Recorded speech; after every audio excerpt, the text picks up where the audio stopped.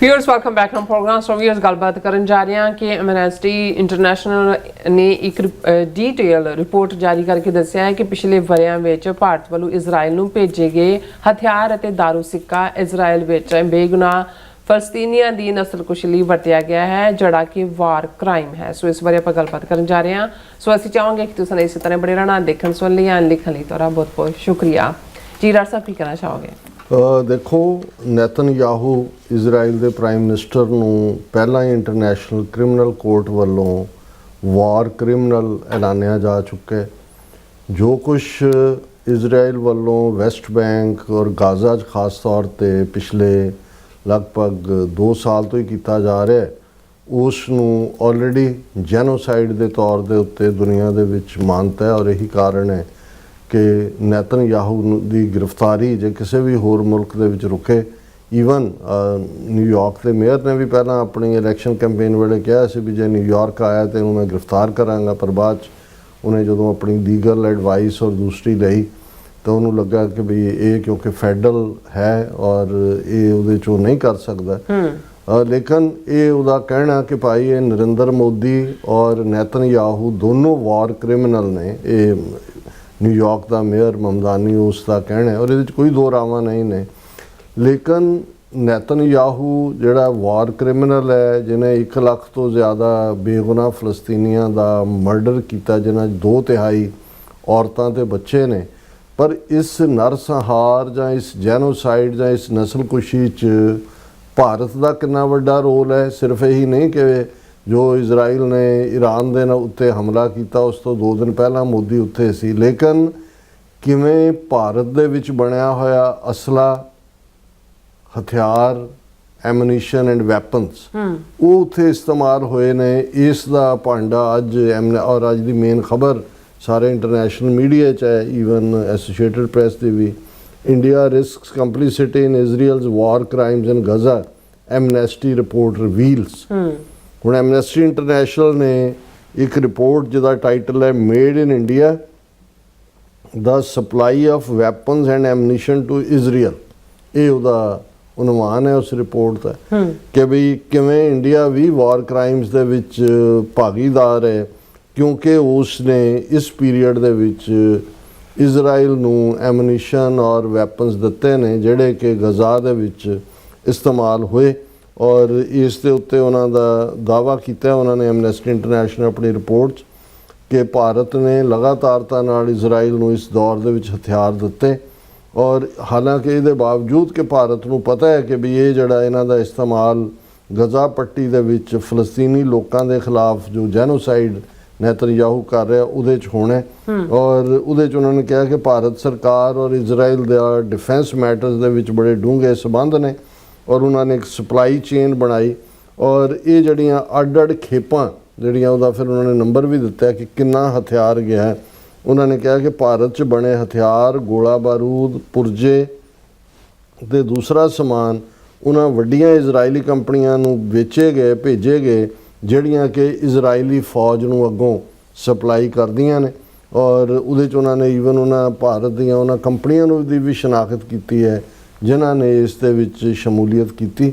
और amnesty international ਦੀ general secretary एग्रेस कैलामार ने कहा कि साड़ी जांच तो ये पता लगता है कि गजा ਦੇ ਵਿੱਚ जो जैनोसाइड इजराइल ने ਕੀਤਾ कर रहा है वो इस दे बावजूद कि ये वर्स्ट टाइप है जैनोसाइड की, पर भारत ने इजरायली फौज तो उन्होंने डिफेंस सैक्टर की मदद जारी रखी।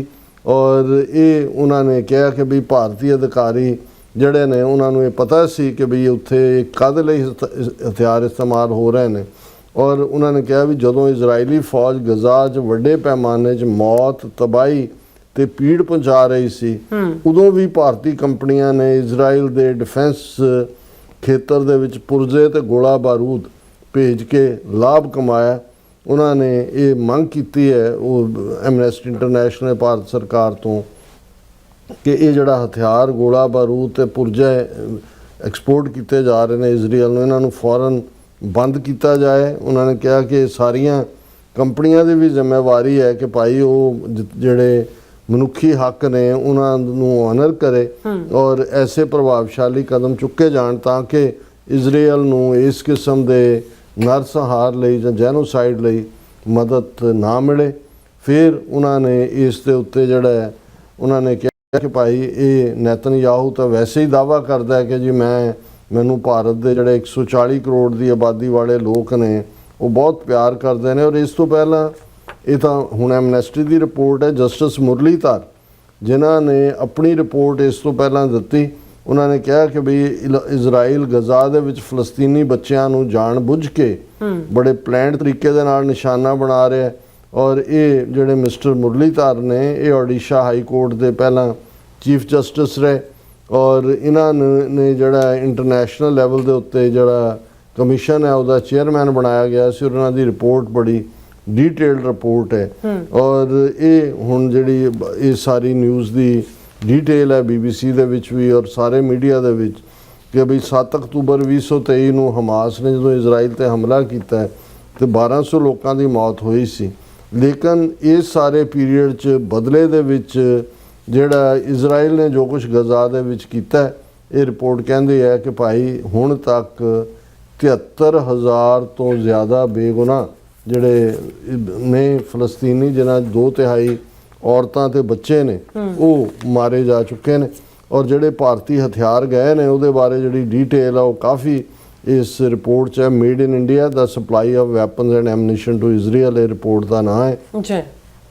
ਔਰ ਉਹਨਾਂ ਨੇ ਕਿਹਾ ਵੀ 2500 ਸ਼ਿਪਮੈਂਟਸ ਜਿਹੜੀਆਂ ਨੇ ਭਾਰਤ ਤੋਂ ਇਜ਼ਰਾਈਲ ਗਈਆਂ, more than 2,500 shipments of small arms, parts and ammunition ਜਿਨ੍ਹਾਂ ਦੇ ਵਿੱਚ machine gun component, explosive warheads, artillery shells exported from India to Israel between October 7, 2023 ਜਦੋਂ ਹਮਾਸ ਨੇ ਕੀਤਾ ਤੇ ਨਵੰਬਰ 30, 2025 ਤੱਕ।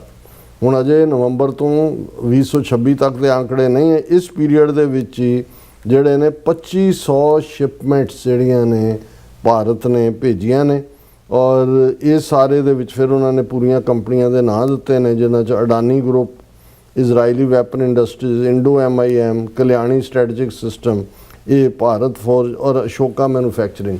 ਇਹਨਾਂ 'ਚ ਕੁਝ ਡਾਇਰੈਕਟ ਗਵਰਨਮੈਂਟ ਆਪਰੇਟਡ ਨੇ ਜਾਂ ਗਵਰਨਮੈਂਟ ਸਪਾਂਸਰਡ ਨੇ, ਕੁਝ ਜਿਹੜੀਆਂ ਨੇ ਗਵਰਨਮੈਂਟ ਦੇ ਨਾਲ ਅਲਾਇੰਸ ਕਰਦੇ ਨੇ ਔਰ government owned corporate entities like munitions India Optel, Advanced Weapons and Equipment India were found to have supplied high explosive artillery shells, mortar launchers, sensor components of Elbit system and semiconductor devices throughout the period।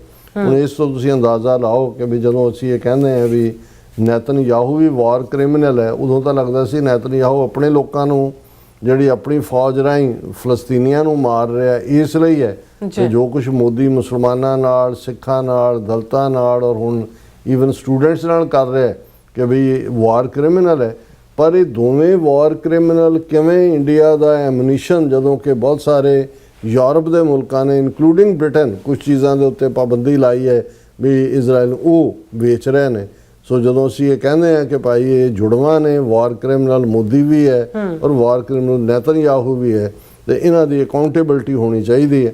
ਔਰ ਇਹ Amnesty international ਦੀ ਇਸ report ਨੇ specific detail ਦੇ ਨਾਲ confirm ਕਰ ਦਿੱਤਾ ਹੈ ਕਿ ਵਾਰ ਕ੍ਰਿਮੀਨਲ ਮੋਦੀ ਕਿਵੇਂ ਦੂਸਰੇ ਵਾਰ ਕ੍ਰਿਮੀਨਲ ਨੇਤਨਯਾਹੂ ਦੀ ਮਦਦ ਕਰ ਰਹੇ ਹਨ। ਬਿਲਕੁਲ ਡਾਕਟਰ ਸਾਹਿਬ, ਤੁਹਾਡਾ ਬਹੁਤ ਬਹੁਤ ਧੰਨਵਾਦ। ਸਾਥ ਲੈਣ ਬ੍ਰੇਕ ਫਿਊਅਰਸ ਤੁਸੀਂ ਇਸੇ ਤਰ੍ਹਾਂ ਬਣੇ ਰਹਿਣਾ, ਮਿਲਦੇ ਹਾਂ ਛੋਟੇ ਜਿਹੇ ਵਕਫੇ ਤੋਂ ਬਾਅਦ।